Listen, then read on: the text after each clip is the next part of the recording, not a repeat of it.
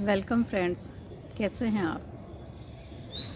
खुली हवा, सुंदर वातावरण, ठंडा ठंडा मौसम और इस समय मैं गार्डन में हूँ। तो मैंने ये सोचा चलो आपसे बात ही क्यों नहीं कर ली जाए इस वक्त, क्योंकि ये समय ही ऐसा है जिसमें हर कोई अपनी हेल्थ को लेकर परेशान है। यानी इस समय जो प्रकृति में जो चल रहा है उसके हिसाब से हर कोई अपने हेल्थ को सबसे पहले प्रायोरिटी देने लगा है, क्योंकि अब तक इंसान काम में बिजी था या ऑफिसेज में बिजी था, हर तरह से अपने आप को बिजी रख रखा था। लेकिन इस वक्त क्योंकि ये वायरस का जो समय है, कोविड का समय है, तो इस वक्त हर कोई अपनी हेल्थ को लेके बड़ा ही कॉन्शियस है। और सबसे बड़ी जो प्रॉब्लम इस वक्त है वो है ब्रीदिंग की। यानी पूरी ऑक्सीजन जो है वो हमारे शरीर में फ़्लो नहीं कर पा रही है। तो ये प्रॉब्लम भी, ब्रीदिंग की जो प्रॉब्लम है वो एयर से रिलेटेड है। अब अगर आप नेचर के करीब नहीं जाएंगे और ऑक्सीजन नहीं लेंगे, क्योंकि नेचर जो है वो ऑक्सीजन हमें फ्री में प्रोवाइड कर रहा है, और उसी को हम अगर नहीं ले पा रहे हैं, इसका अर्थ है लाइफ में कुछ न कुछ मिसिंग अवश्य है। तो मेरी तो यही राय है कि आप नेचर के करीब जाके बैठिए, उससे आपको फ्री में एयर मिलेगी। हाँ, लेकिन इस वक्त थोड़ी सी सावधानी ज़रूर रखनी है, आपको अपने आप को सेफ ज़रूर रखना है, ध्यान ज़रूर रखना है। ब्रीदिंग एक्सरसाइज भी आप कर सकते हैं। अब मैं वास्तु के टॉपिक पर आती हूँ कि हमारे घर में अगर किसी डिजीज़ के कारण हम परेशान हैं तो उसका क्या वास्तु में भी कहीं न कहीं किसी जोन से कोई रिलेशन है। जी हाँ, आप देखिए, अगर आपको सिर में दर्द हो रहा है, सर में अगर दर्द हो रहा है, तो आप ये डायग्नोस करेंगे कि सर में दर्द का कारण क्या है। क्या माइग्रेन का पेन है, या क्या बीपी का पेन है, या आपको गैस्ट्रिक प्रॉब्लम है उसकी वजह से सिर में दर्द है।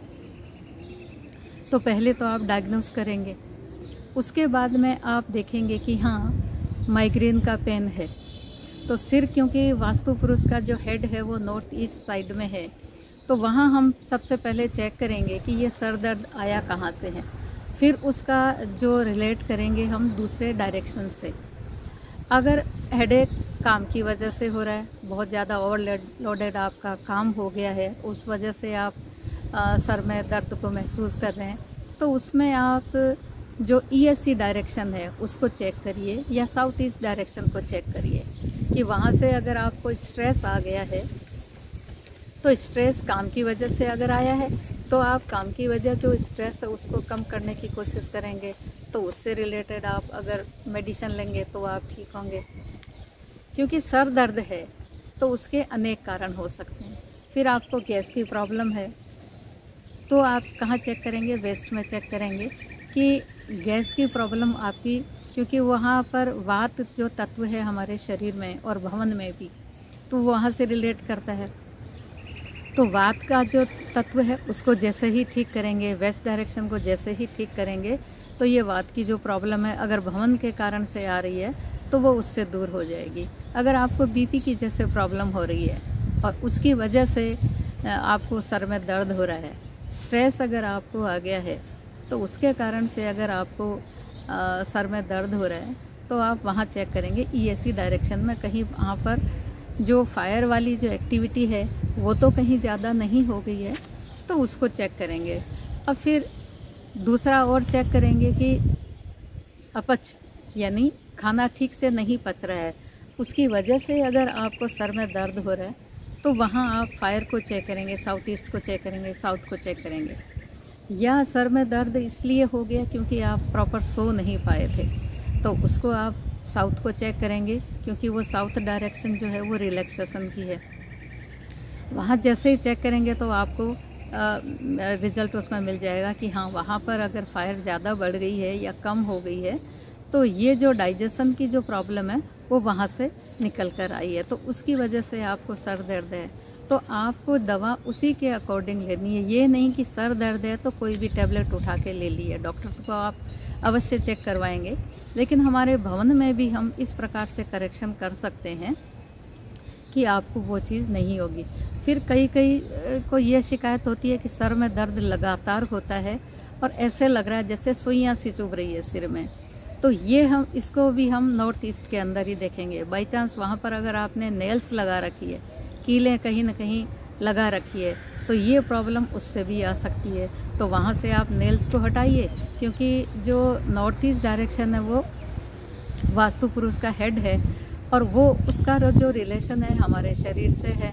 तो यानी हमारा जो हेड पोर्शन है उसमें अगर पेन है कहीं ना कहीं, तो फिर ये जो प्रॉब्लम है वो वहाँ से नॉर्थ ईस्ट से आई है। तो जैसे ही आप उन नेल्स को हटा देंगे तो ये प्रॉब्लम आपको नज़र नहीं आएगी। फ्रेंड्स, इस वक्त हवा बहुत तेज़ चल रही है, तो ये डायग्नोस वहाँ से करेंगे। फिर आप दवा तो ले रहे हैं लेकिन दवा आपको असर नहीं कर रही है, इसका अर्थ है आपने दवाइयाँ कहीं ना कहीं गलत डायरेक्शन में रख रखी है। अब लोगों की आदत होती है कि जो बेड का जो साइड टेबल होती है वहाँ पर अपनी दवाइयाँ रख लेते हैं, तो इस कारण से वो आपकी आदत में बन जाता है।